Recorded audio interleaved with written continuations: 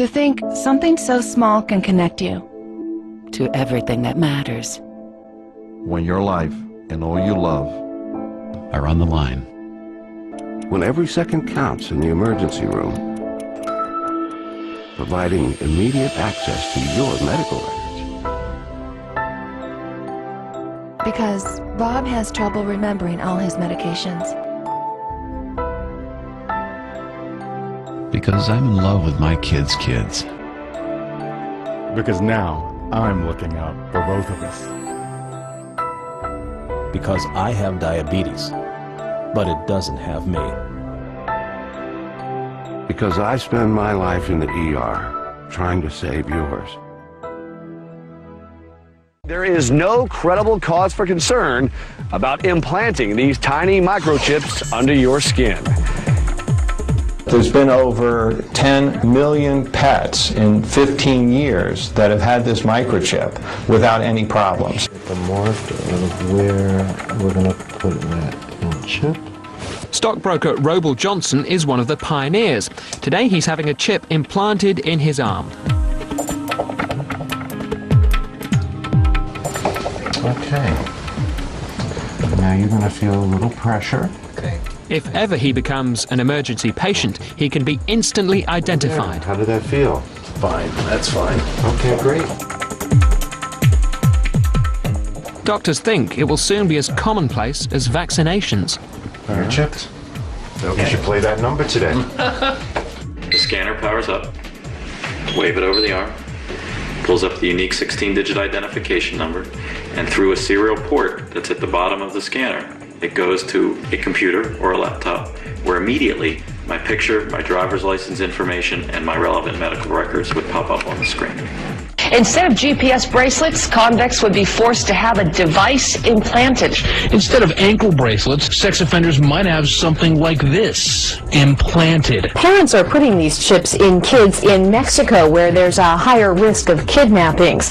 The scanners are put up at airports and bus stations, so if a chipped child is there, police know. I think it's good because it's really fast, the queues go quicker so that you don't have to spend all break queuing up for the food. Your parents can pay online and you don't have to worry about losing your money or getting it stolen or anything.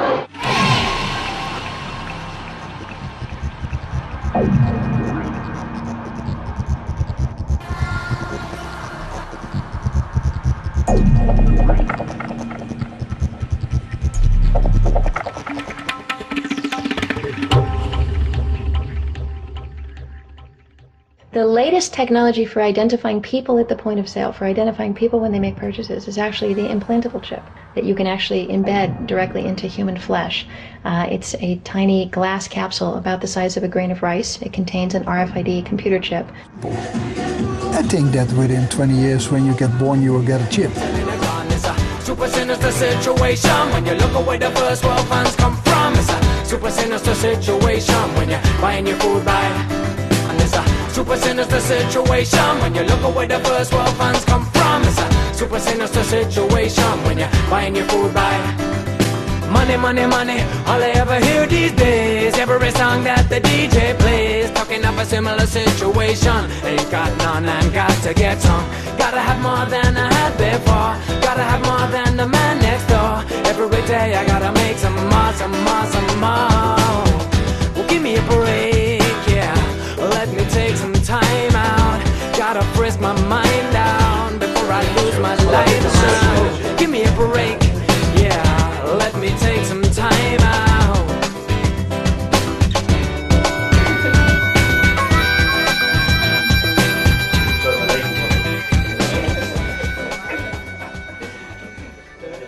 You know, there is an increasing amount of support for a microchip for buying and selling. Some people are kind of saying that people are going to be forced to take it, but I think eventually people will be queuing up themselves and taking it. I would not have a problem at all if they wanted to put a microchip in me to help out with any kind of medical security, anything. I'd be fine with it. I saw my thing about the money and banking. I hope in the future I can take one in my right hand. I think it's very cool actually. It's a cool concept. If I was to have a microchip which would benefit me on a personal level, I wouldn't have any problems with the ramifications. Like, for instance, if I had a microchip which would allow me discounts, say, on like toll roads or purely financial reasons, which was exclusive for that, then I'd have no problem. I got chipped. My whole office is getting the chip.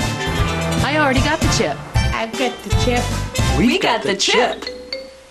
Now, the points that are most being used to sell the implantable microchip to people are causing a lot of fear and paranoia amongst conspiracy theorists. You know, fears like giving the government too much control. They're trying to bring in the RF chips as a form of control to all of us human beings. If you don't do as you're told, if you don't conform to the authority, you don't conform to controls, you will have your chip turned off and you will not have anything. And if they turn that off, you can't go into shops, you won't be able to get into the doors, all electronically. The idea of having one as a thin edge of a wedge as a way of social control and monitoring, I think that's very, very dangerous. When I read the book with Barry Smith, it brought up for me the significance of the Antichrist and controlling of people. That's what it brought up. Second, yeah, the Antichrist. You know, you see these fictional movies and you see their implants and it controls you. First, we take a gloomy, dissatisfied woman. We locate her brain. We insert a few nanochips. Finally, we enhance her to fit the ideal specifications. Welcome to the future. It's a really scary prospect. I'm sorry. Really scary. Well, I think they're worried about the wrong thing. They're panicking, like, about the wrong stuff. We've come to accept that kind of technology in the past, things like Social Security and credit cards. That was always a concern there, but now people have just come to accept it. I think they'll do the same thing with microchip implants. Personally, I feel that these fear merchants, they do their own cause a disservice. I mean, it's not some tyrant from outside that's going to control us. It's our own inner tyrant, our own greed, that's going to lead us to line up for something like a microchip. When talk turns to the microchip implant being used for buying and selling, control or no control, I think most people would change their story. I feel very strongly that I would say no. But when it comes to you can't travel, or maybe you can't get a job, or you can't get social services, I think that was pretty disturbing, because that's the point at which most people are going to, even if they wanted to say no, might feel forced to say yes. Are there any conditions under which I would allow myself to be microchipped? I don't think so. So basically what you're saying is either you're in this monetary system with the microchip monetized system, or you're outside of that system, and you're asking me is, what would I choose? If you take the blue pill, the story ends. You wake up in your bed and believe whatever you want to believe. You take the red pill, you stay in Wonderland, and I show you how deep the rabbit hole goes. Well, you know, that's a difficult question, because we all like creature comforts, you know, we all like to have a house. My biggest theory is that it's not ever going to be implemented. I think it's very scary what you're talking about with that company, that it put it in your hand and, you know, might get to that point where you need to have that or you can't buy anything, and I think it's very, very scary. I would hope that this company, that it wouldn't get pushed to the point you were talking about, but yeah, that's all I have to say. If it was an essential to life, which again I hope it would never be, I would put it in my body, but I would hope it never would come to that point. Would you take the very chip? No way, no, no. Well, if I had to have one to participate within the community, well, for the well-being of my family, I might be forced to, yes. But I'm hoping it doesn't get to that. Okay, with the Verichip, I would not take it on. I think if it got to the point where if you didn't have a Verichip in you, then you couldn't work, you couldn't earn money, you couldn't pay rent, I guess then there's not much choice but to conform and to go with it. But I don't see that would happen anytime soon, I don't think anyway. I've noticed when it starts costing people personally, you know, i.e. that they won't be able to buy or sell, penny drops. They go into denial, and they don't even want to face the fact that they've surrendered already. I mean, it's like they've just caved in, but they don't even want to face it. And that's really disturbing. Yeah, the issue that concerns me the most on that is just money in general. You know, whether it's a microchip implant for buying or selling, or just plain cash, people are too dependent on it, and the vast majority of society have more faith in money than they do in God. Yeah, there used to be a lot of talk about the mark of the beast in the churches, but it doesn't seem to be any more of that. I'm a Church of England. My particular church have not discussed about the mark of the beast. The Church of England, I think they're more very politically correct, and they don't want to tread on people's toes. I'm Assistant Minister of Grace Church, Dulwich. Yeah, I wouldn't have a problem with buying or selling or using money in this way. I personally don't have a problem with this idea of having a microchip put in your arm as a sort of, I don't know, credit card that you can buy and sell in clubs or go down to Sainsbury's and buy your food. No, I would not have a problem with that as a Christian. I think you can worship Jesus Christ whilst at the same time having a mark in your arm, yes. I'm aware that some Christians would consider that a cashless society is a kind of answer to a prophetic text we find in the book of Revelation, that no one can buy or sell who does not have the mark. So it could be, well, if you don't have the right credit card or something else, a chip somewhere, you are lost. I can understand this kind of interpretation. According to our interpretation as Adventists, Seventh-day Adventists, we consider that this idea of worship is a dominant theme here in chapter 13. And when we say worship, we add a small word to explain, day of worship.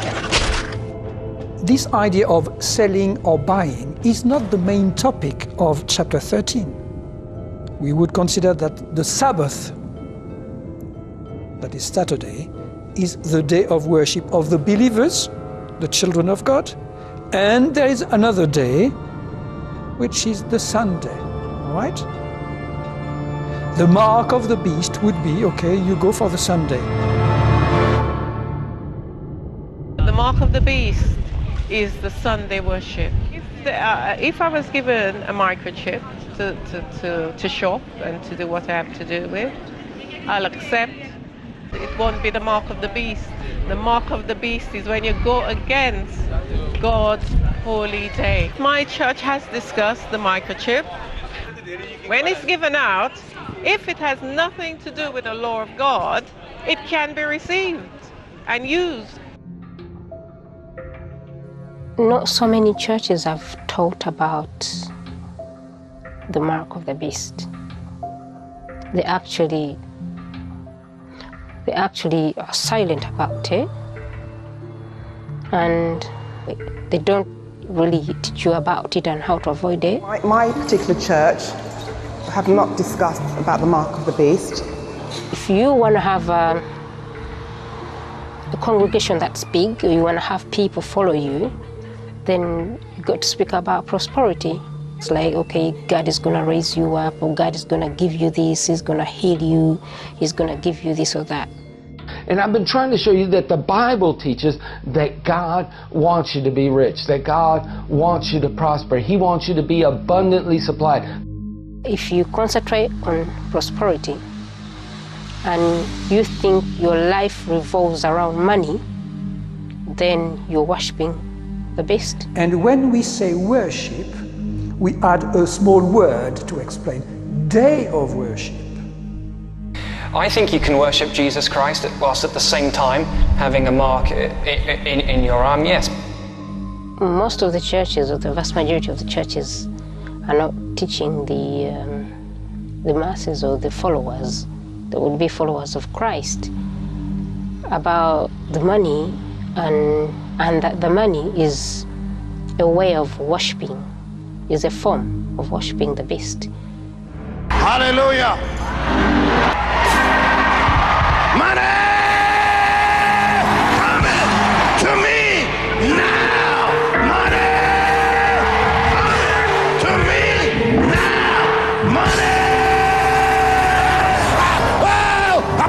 throwing this money. Woo! Woo! Woo! Get some anointing. You put something up here. Woo! Put this anointing on it. I tell you what, you put something up here. I'm putting this anointing on this money, man. Woo! Woo! Woo! Hallelujah! Club 700 has actually had Very Chip on, who have basically stated, look, this isn't the mark of the beast because it has not been mandated by government. Yeah, it's interesting that we now have something that matches the prophecy in the Revelation about the mark of the beast. You're talking about a chip that goes inside your hand and you use it to buy or sell. Now that's ironic. It's clear that it's no longer some kind of fanciful imagination, but churches have totally lost interest all of a sudden. Yeah, like even trying to get an interview with a minister, you know, on the topic of Bible prophecy is pretty near impossible these days.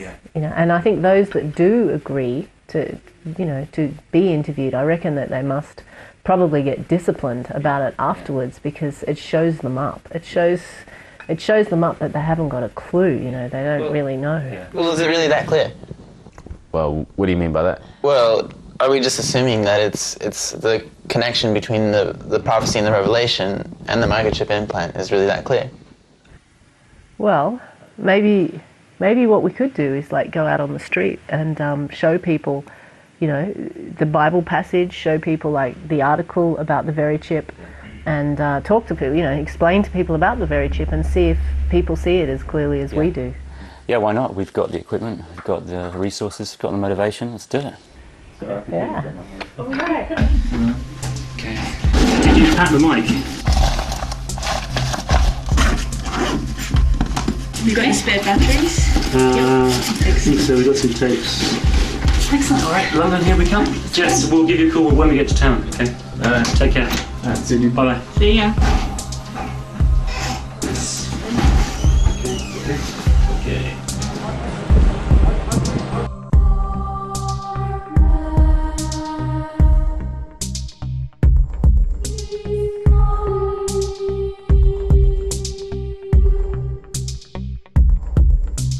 We're here in Catford in southeast London, and we're wanting to ask people directly, people from different backgrounds, about whether they're aware of this development towards the cashless society using microchip implants.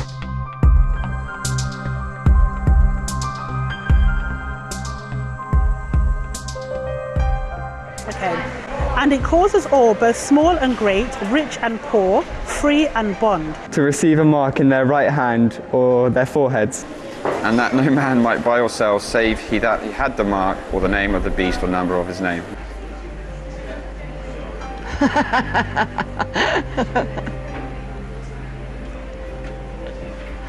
It's just a book, isn't it? I haven't got a lot of time for the Bible. To me, that's just words. Doesn't really mean anything, you know. The Bible clearly lets us understand that the mark will be for trading, for buying, for selling. The choice will be, are we willing and ready to die for what we believe in? And if it means to die and to not accept the mark, then that is what will have to be done. It seems to me that some people think it just makes sense to have a chip rather than do something to do with the Bible. Sure. Can you see any link at all? With well, passage obviously, but I think it's a major coincidence. I don't think it's possible that someone 2,000 years ago could have prophesied about any scientific developments today. I don't think God has any place in science. So what it's trying to say is that if you have that in your body, that you maybe you're showing the mark of the. It's not. I don't really believe in coincidence so much. I just disagree. For my personal opinion, I just don't think that has any relation to what the financial system is. Why they would put it into barcodes? The number, how that number has any relevance? If it did, it could be coincidental. But if there was some, I don't know, allegiance within the secret allegiance of the financial system around the world who are doing whatever to do this, I think there's a lot easier ways to do this and track our information and track what we do. To do that by what we do in our cash machine or what we shop at Tesco's. Yeah, it was really interesting seeing the various reactions, and you could see that even the people who argued against the connection, like were aware that it was like a huge coincidence, as they called it. They just didn't have any answers for it. Yeah, I was also impressed, actually, how many people, you know, just out there on the street had a grasp, had a really good understanding of the whole concept, even though sometimes, they had no religious background at all. Yeah. And there are a few people I spoke to who could see that there really would be pressure on them to take this chip. A chip that the marketers and makers of it say they would never force on anybody. Yeah, right. Should we keep watching? Yeah. Yeah. But there is a fine line between that one. I don't see the relevance in that. But I think what you're right, I know it's not your opinion, but maybe it is, I don't know. But I know that we are being tracked and we are being traced and our information is being sold and it is being passed. But whether this has any relation to that, I don't think so, my personal belief. There's no way I'd want to put the chip into my body if it's been said before that it's going to be part of some beast or whatever else it's going to be. So I wouldn't want to do it. I would totally see where this would tie into the whole Revelations Antichrist thing. But I could see definitely how people would think that a microchip could be construed as a mark of the beast.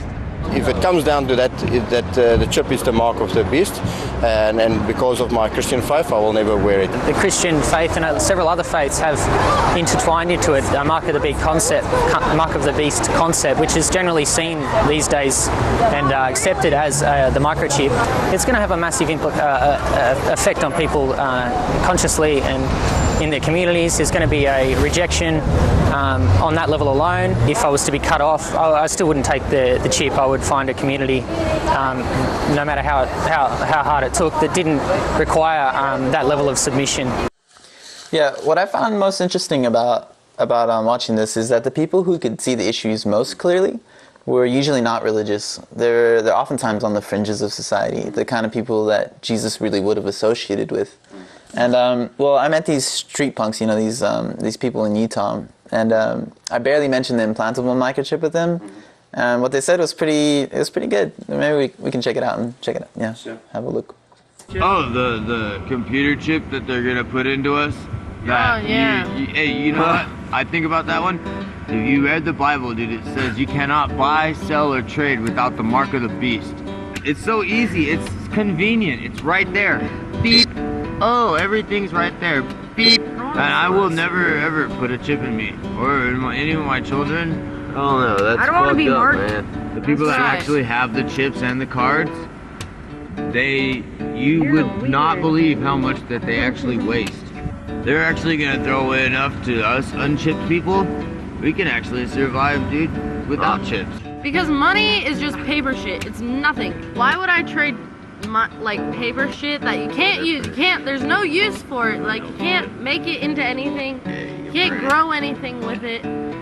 This is not your property. This is property of the United States government, and this is a federal offense. Money, money, money, all I ever hear these days. Every song that the DJ plays, talking of a similar situation. Ain't got none and got to get some. Now you can't even tell it was here. Alright? What is still here is us. Us, human beings. The people who need to take care of each other instead of taking care of yourself. I met someone at an alternative gathering who was like an atheist, and he did much the same thing. He brought it up without me even mentioning it, as soon as I mentioned the very chip. And it still just amazes me how people who, you wouldn't even consider to be religious can see the obvious even more than the supposed experts on the Bible. There's an interesting passage in the book of Revelations which talks about the mark that is placed on people, where nothing shall be bought or sold without this mark.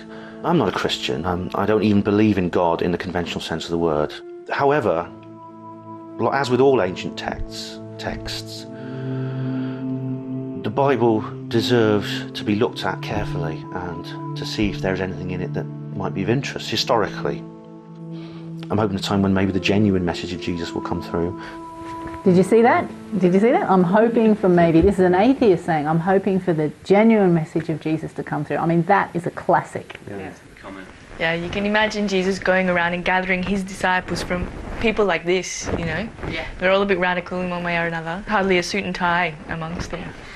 Yeah, I think the suit and ties, they're too busy trying to change the message to something like worshipping God on Sunday. I don't know a lot about the Mark of the Beast prophecy, and I don't know a lot about this chip thing, but from what you've told me just then, They seem pretty similar. No, I'd never take a chip. I'd never microchip myself. I think it's kind of interesting, like talking about people being chipped in the future.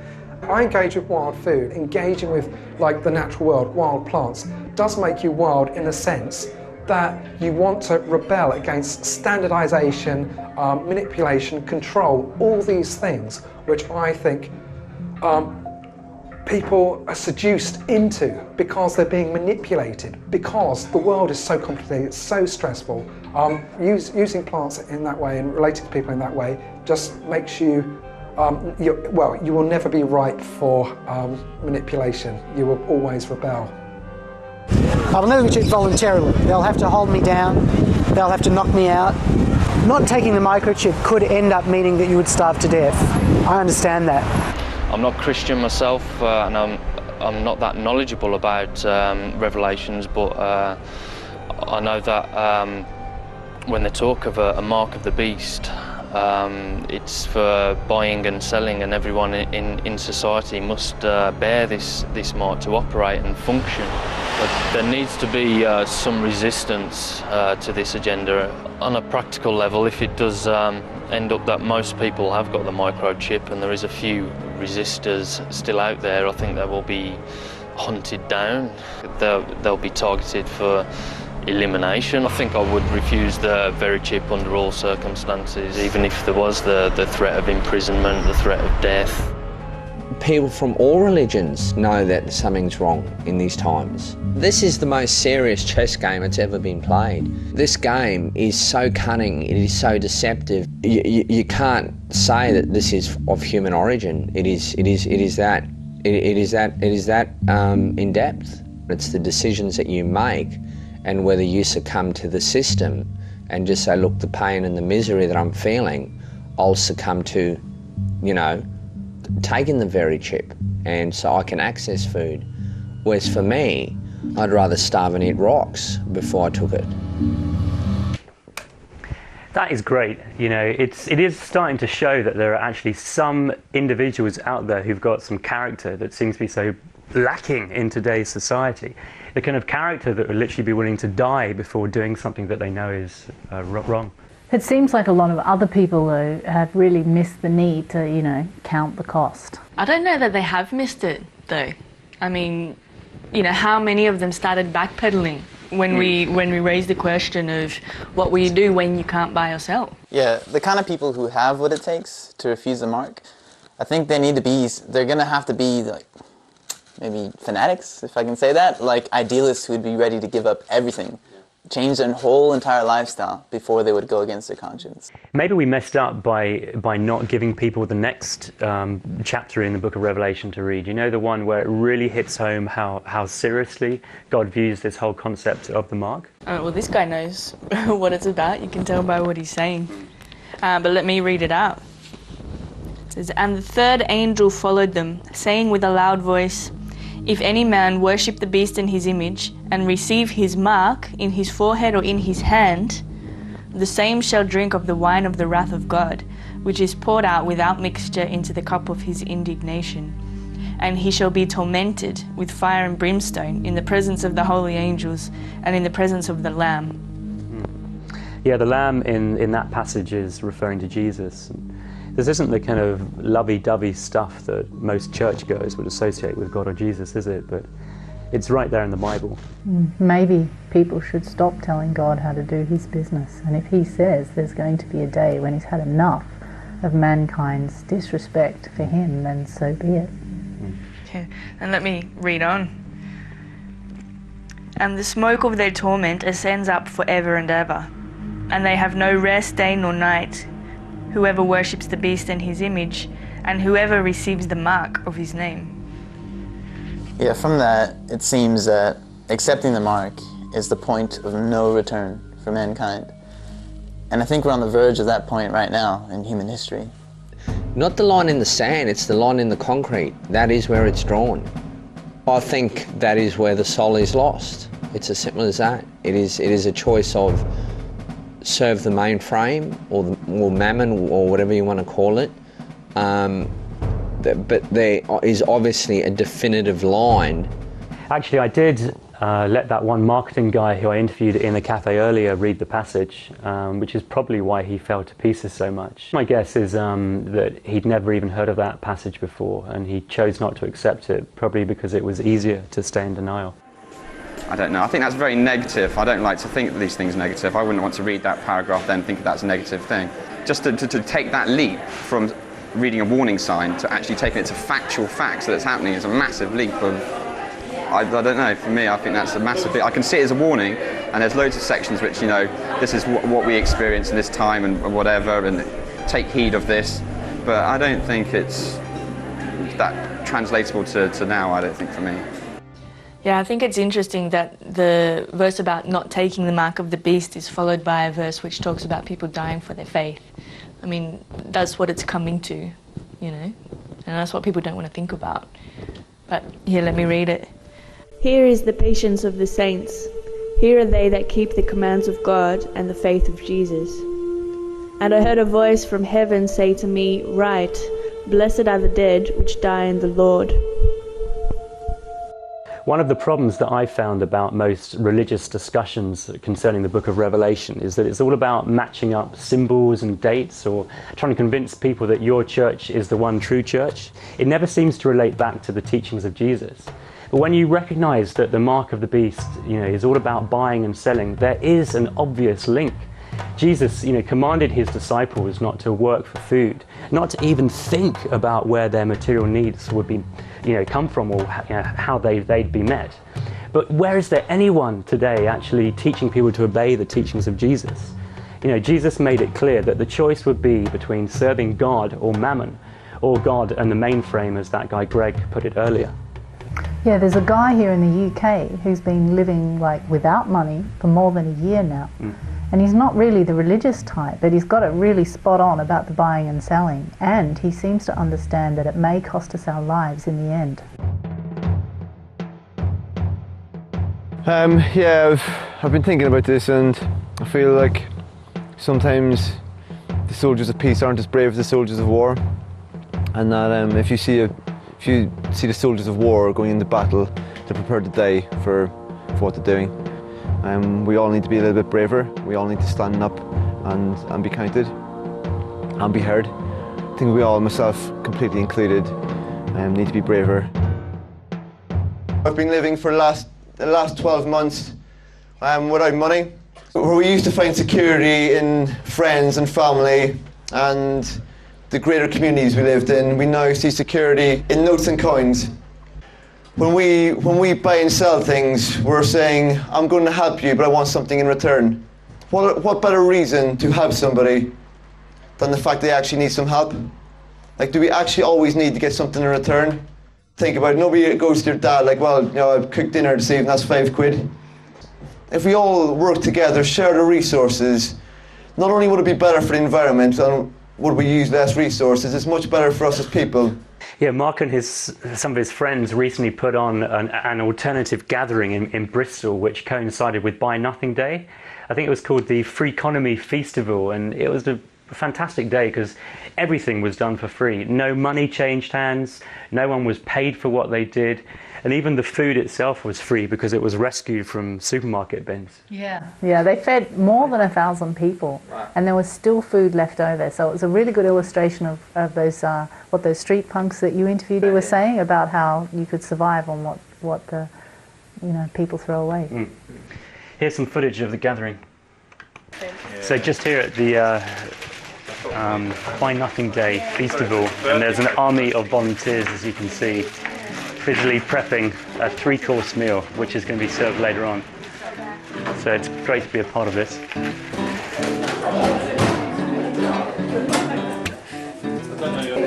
Most of the food that I get is from the back of supermarkets. About 90% of all the food I eat, gets found.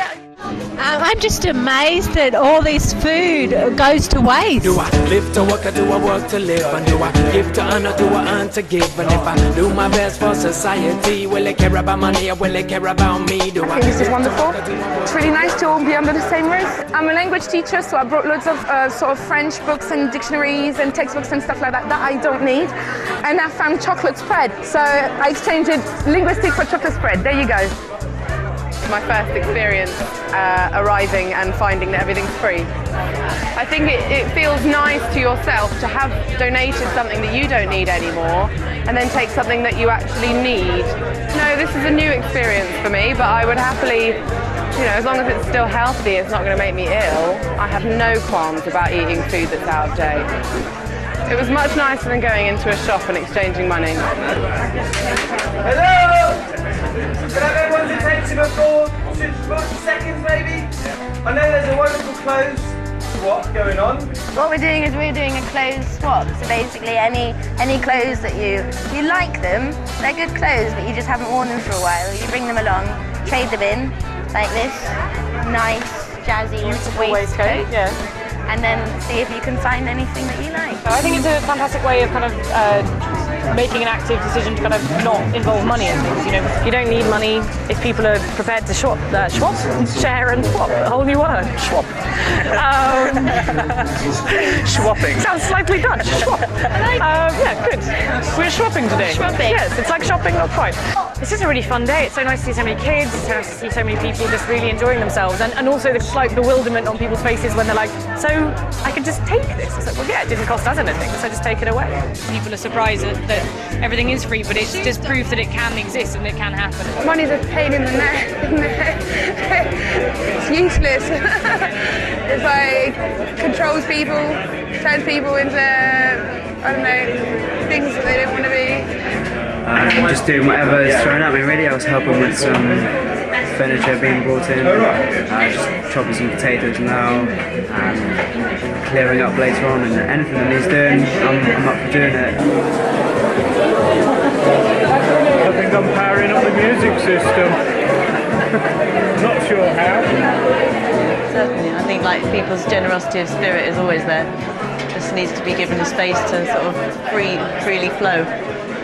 Ooh, shining eyes still see. Ooh, the double-style dreamers alone. You have it all, but the best from me. We got home, we got barracks and drones and a rich cowboy sits on your throne. I got empathy, you got apathy, I got bone. Thank you, that was funny.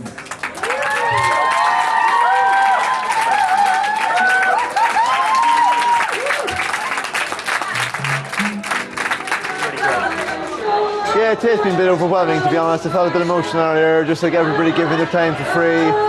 These guys work their arse off all day. Like, I haven't seen people who get paid a lot of money work this hard, non-stop, relentlessly. There's been a couple of thousand people through the doors here today at some point, and just experiencing living without money for one day. I do think that is a significant point. Which point? Well, the fact that what happened there was just for one day. I mean, people had a lot of fun. We all did. But as we've seen from the other footage, it's going to take a lot more dedication than that. I think Mark Boyle definitely could see that, but I'm not so sure that the others did. You know, it's not just going to be about giving up the things we don't need. We may one day actually be forced to lay down our lives for one another. Yeah, I interviewed someone at that festival who was talking quite seriously about living without money.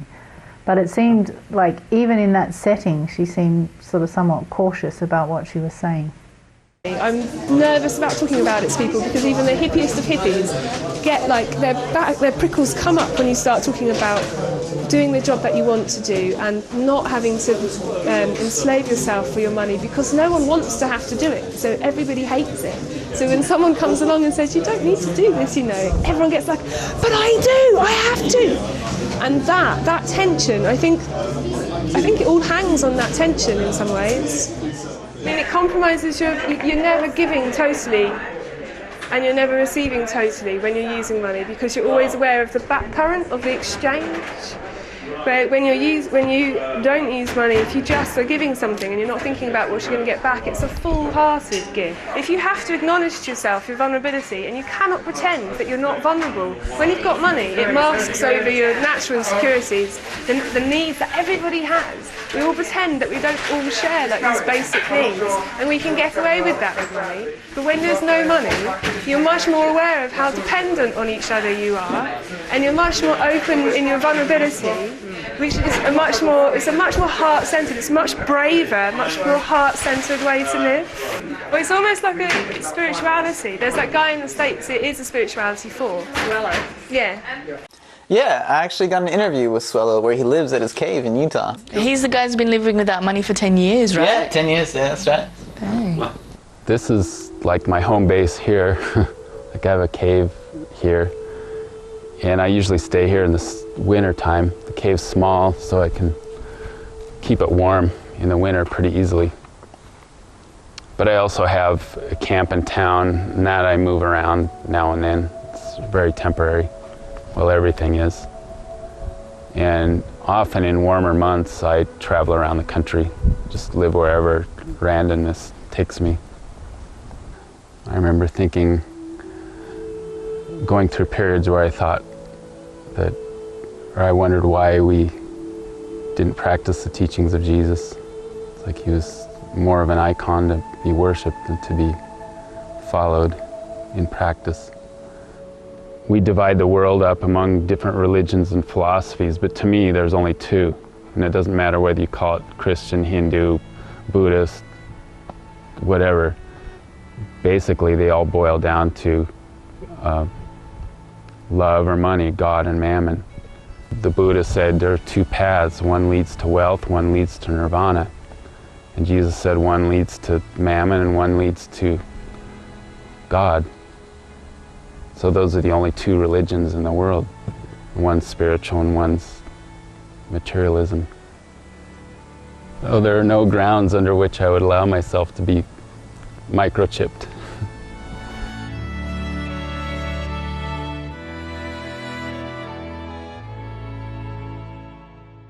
Yeah, we interviewed a lot of people about issues relating to this. There was that guy, Andy Hamilton, in Bristol, who's a co-author of the Self-Sufficient-ish Bible. Fergus Drennan, who's a sort of famous wild forager. Greg Nicoletis, who's the founder of the We the People Will Not Be Chipped movement, who works closely with Catherine Albrecht. It's quite a few people. I think that Swello and Mark Boyle represent the two strongest proponents of this message, though. Because I think they have their act together and they're more than just talk. So, and what about us? Are we going to include something about us in this documentary as well? Well, we are in the documentary right now. See that camera over there? So how do we include what we're doing in the film? Well, the cameras are rolling. Why don't we just talk into the cameras? Okay, here goes. So we don't normally live in houses like this. We don't live without money entirely, but we do live without working for money.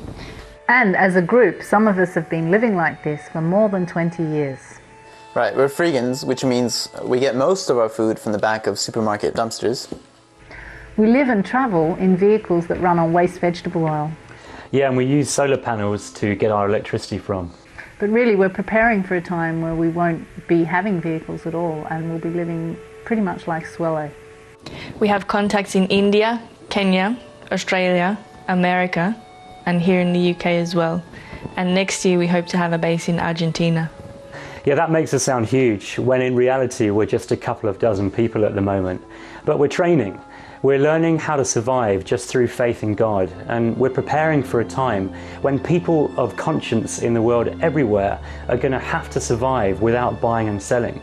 Some of us will die in the process, but there is a great need for us to be preparing right now. A big part of that preparation is getting the message out to others, like we're doing with this film. But we need to be clear that it's not all about us either. It's about people finding a faith that's bigger than money, and then linking up with others who have a similar kind of vision. There are dark times ahead, but God wants to prepare us for it by teaching us to take the message of Jesus seriously right now, before the axe falls.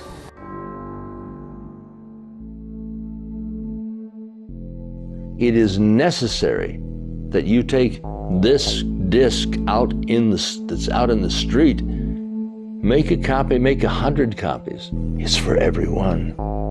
Don't take the mark of the beast. Don't take the mark of the beast.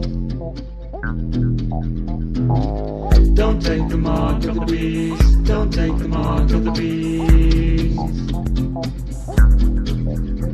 It's a conspiracy, that's why they're feeding us TV, CDs, video games and DVDs. So we'll believe these to be given us parity. Welcome to the edge of subliminal tyranny. They're giving you liberty to be who you wanna be, as long as you constantly is left to the economy.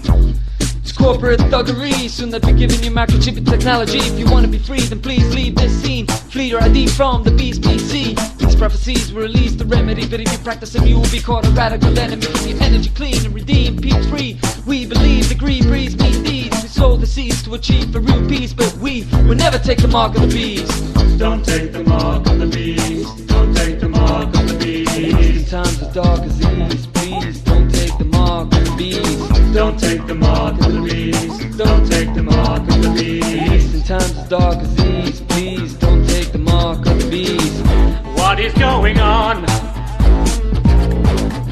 We got a choice in store that'll count for oh so long. One chance to make it right. One path that leads to life. One path that leads to fire. Yeah. Will you stand up for truth or sell your soul for high?